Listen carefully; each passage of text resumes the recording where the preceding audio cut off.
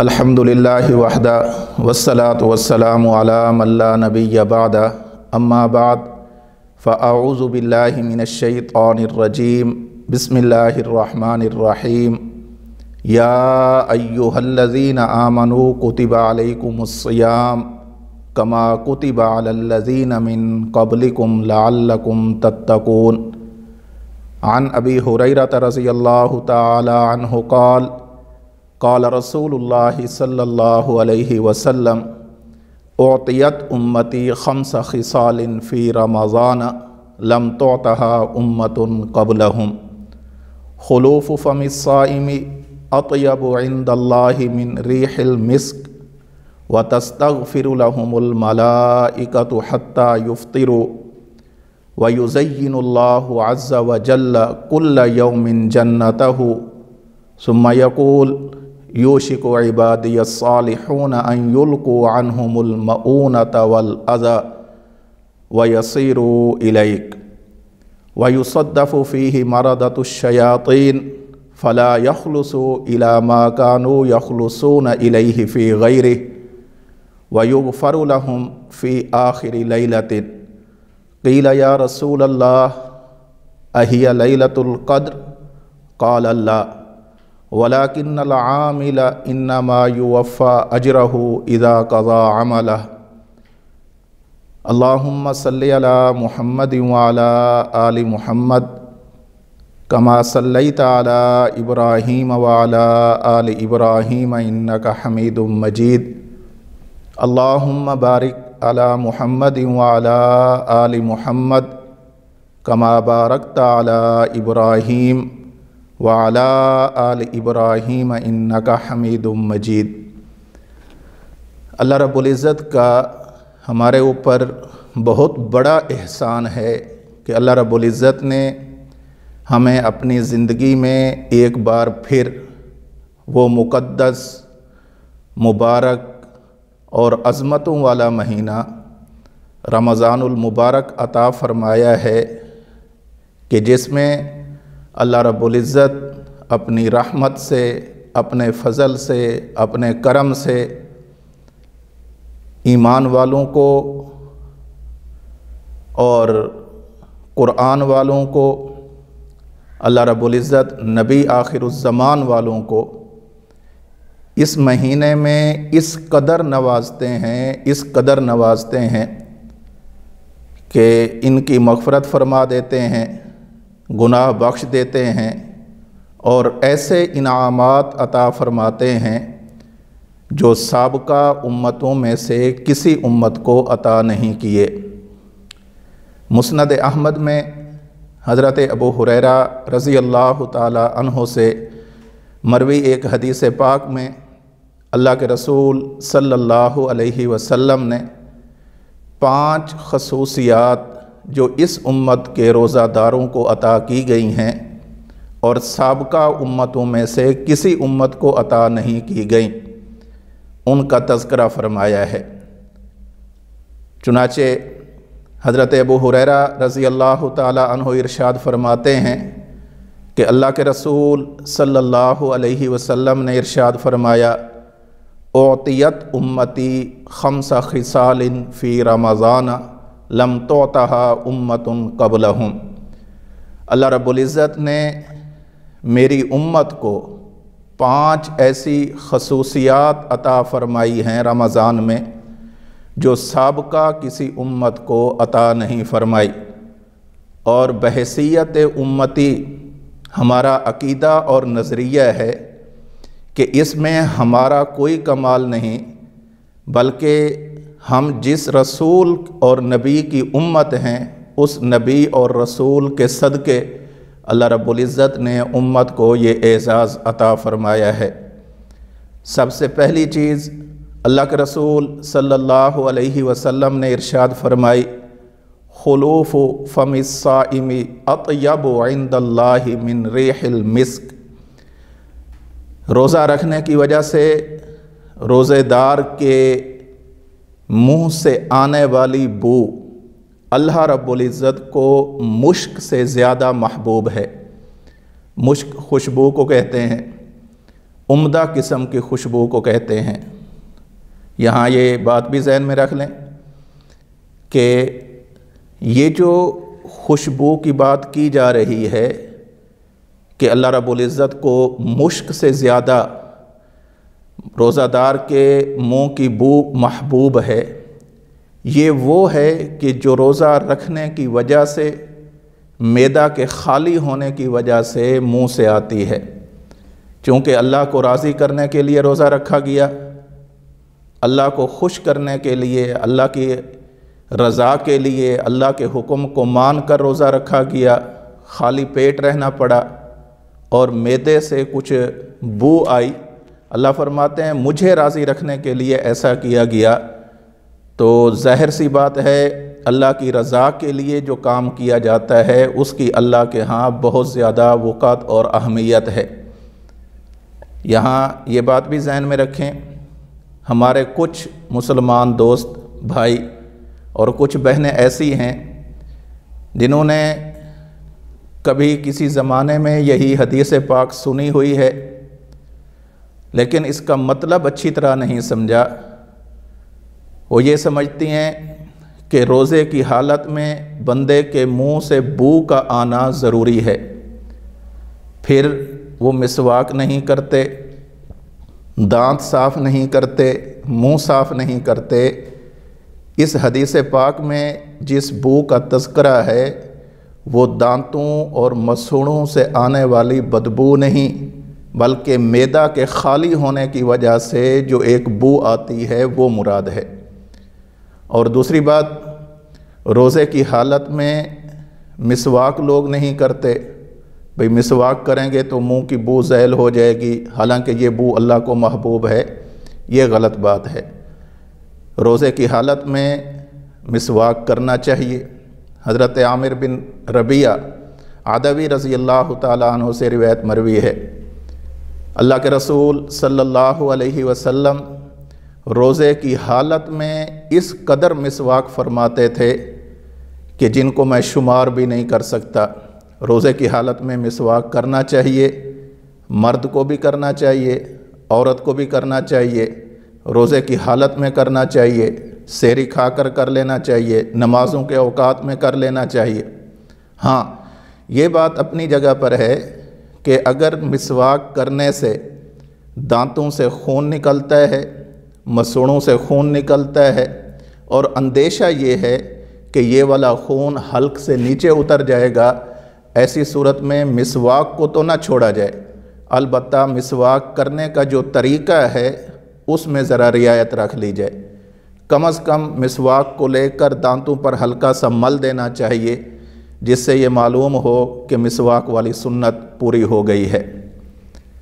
دوسری، اللہ کے رسول صلی اللہ علیہ وسلم نے اس امت کے روزہ داروں کی خصوصیت یہ ذکر فرمائی ہے، وَتَسْتَغْفِرُ لَهُمُ الْمَلَائِكَةُ حَتَّى يُفْطِرُوا۔ روزہ داروں کی بخشش کے لیے دریا کی مچھلیاں افطار کے وقت تک اللہ رب العزت سے دعائیں کرتی رہتی ہیں۔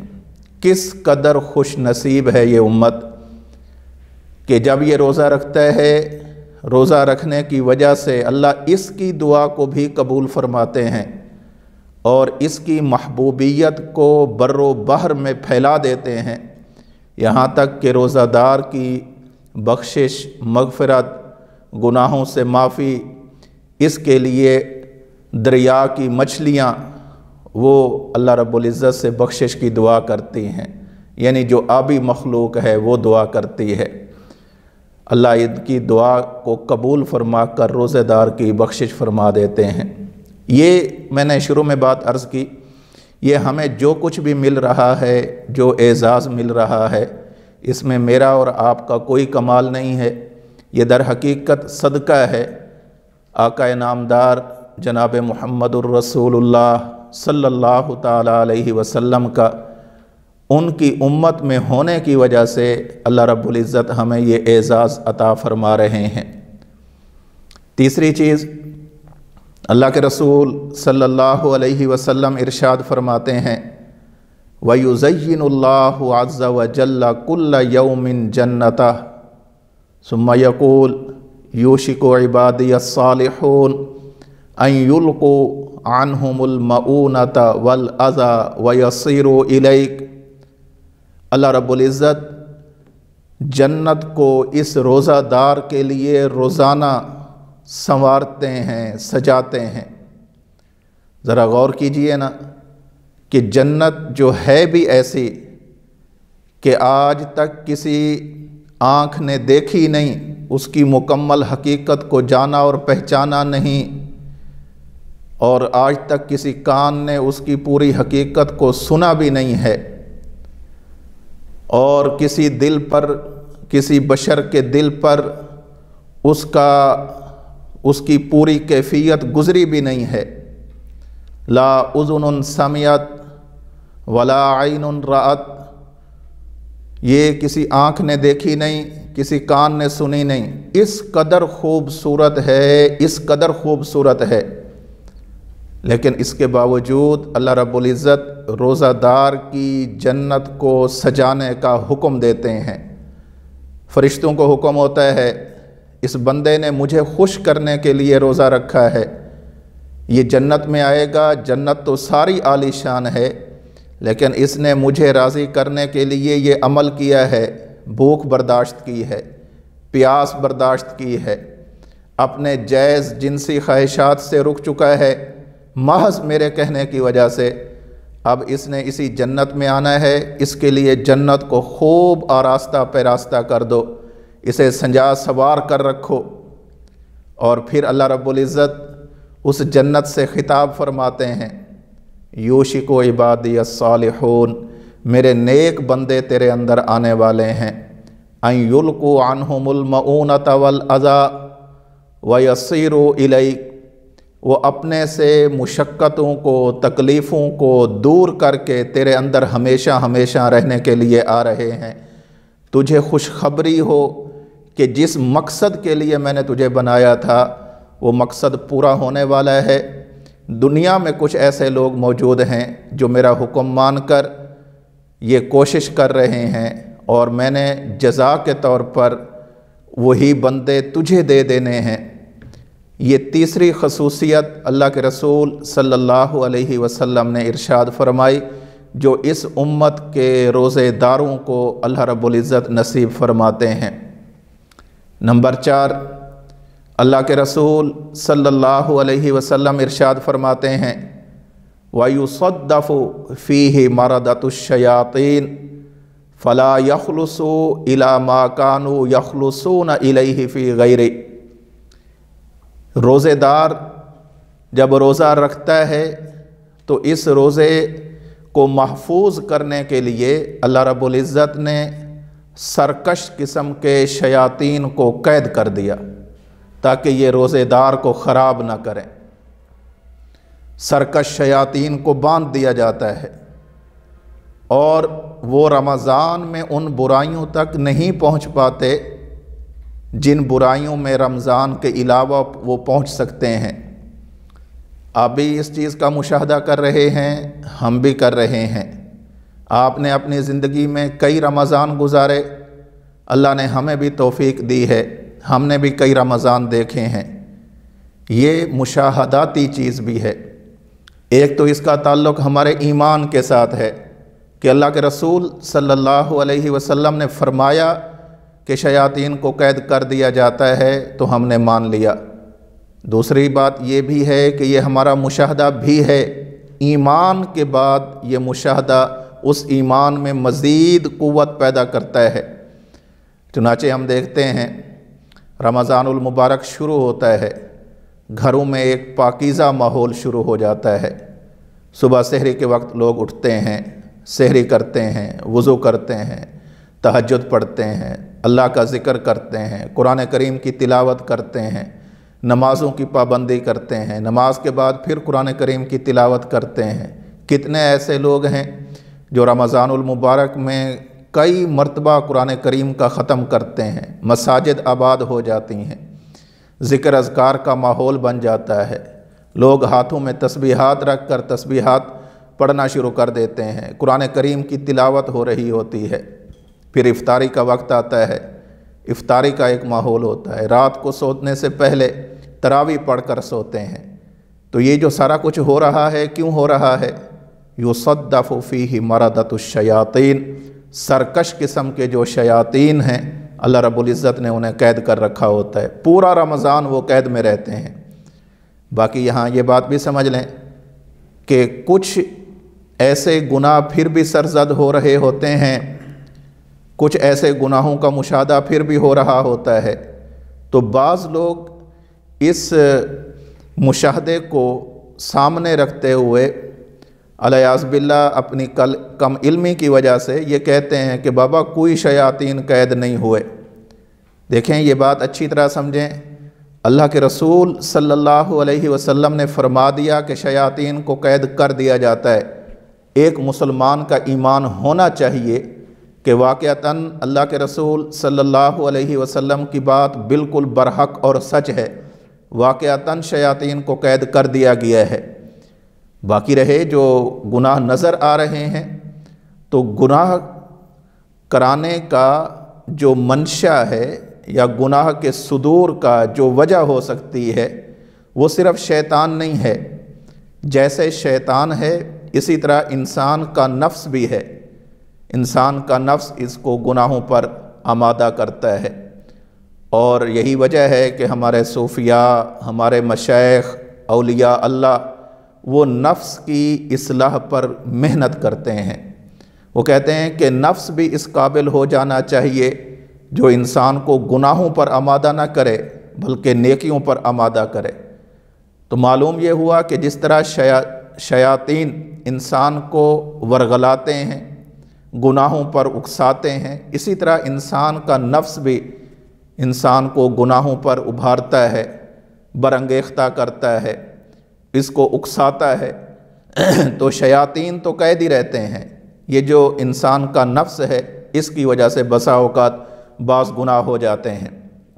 تو اللہ کے رسول صلی اللہ علیہ وسلم نے ارشاد فرمایا یصدف فیہ مردۃ الشیاطین، کہ ان سرکش قسم کے شیاطین کو قید کر دیا جاتا ہے۔ یہ ہمارا عقیدہ ہے۔ اسی قید ہونے کی وجہ سے رمضان المبارک میں نیکیوں کا، عبادات کا، ذکر اذکار کا، نوافل کا، تلاوت کا، نیک کام کرنے کا، صدقہ خیرات کا ایک ماحول ہمیں نظر آ رہا ہوتا ہے۔ اور پانچویں چیز اللہ کے رسول صلی اللہ علیہ وسلم نے ارشاد فرمائی وَيُغْفَرُ لَهُمْ فِي آخِرِ لَيْلَةٍ، رمضان کی جب آخری رات آتی ہے اللہ رب العزت اس رات میں روزہ داروں کی مغفرت کا اعلان کر دیتے ہیں کہ جن لوگوں نے روزے رکھے آج ان کے بارے میں یہ فیصلہ کیا جا رہا ہے کہ ان کی مغفرت کر دی جائے۔ جب یہ بات صحابہ کرام رضوان اللہ تعالیٰ علیہم اجمعین نے سنی تو عرض کی یا رسول اللہ اہی لیلۃ القدر، اے اللہ کے رسول جس رات میں روزہ داروں کی مغفرت کر دی جاتی ہے یہ لیلۃ القدر ہی ہے نا؟ اللہ کے رسول نے فرمایا لا وَلَكِنَّ الْعَامِلَ إِنَّمَا يُوَفَّى أَجْرَهُ إِذَا قَضَى عَمَلًا، یہ اس لیے ہے کہ جب کوئی محنت کرنے والا محنت پوری کر لیتا ہے، کوئی مزدور اپنی مزدوری کو پورا کر لیتا ہے تو اس کو اجرت دینے کا جو وقت ہوتا ہے وہ وہی ہوتا ہے کہ جب وہ اپنا کام مکمل کر لے۔ لیلۃ القدر تو آخری عشرے کی طاق راتوں میں سے کسی رات کے اندر ہوتی ہے، اس رات میں نہیں۔ تو یہ 5 انعام اللہ کے رسول صلی اللہ علیہ وسلم نے ذکر فرمائے۔ نمبر 1 کہ روزے دار کے منہ سے آنے والی بو اللہ رب العزت کو مشک سے زیادہ محبوب ہے، ملائکہ افطار تک اس کی مغفرت کی دعا کرتے رہتے ہیں، اللہ رب العزت اس کی جنت کو سجاتے ہیں روزانہ، اور پھر اس سے کہتے ہیں کہ میرے نیک بندے اپنے آپ سے مشقتوں اور تکلیفوں کو دور کر کے تیرے پاس آ رہے ہیں۔ اس کے اندر سرکش قسم کے شیاطین کو قید کر دیا جاتا ہے، اور آخری رات کے اندر اللہ رب العزت روزہ داروں کی مغفرت فرما دیتے ہیں، یعنی اس کا اعلان فرما دیتے ہیں۔ تو یہ 5 چیزیں ایسی ہیں جو اس امت کو اللہ رب العزت نے اپنے محبوب نبی کریم صلی اللہ علیہ وسلم کے صدقے سے عطا فرمائی ہیں، اور کسی امت کو یہ چیزیں عطا نہیں ہوئیں۔ اللہ رب العزت ہمیں ان باتوں کی قدر کرنے کی توفیق نصیب فرمائے اور ہمارا شمار بھی انہی لوگوں میں فرمائے کہ جنہیں اللہ رب العزت یہ انعامات اور اعزازات عطا فرماتے ہیں۔ وآخر دعوانا ان الحمد للہ رب العالمین۔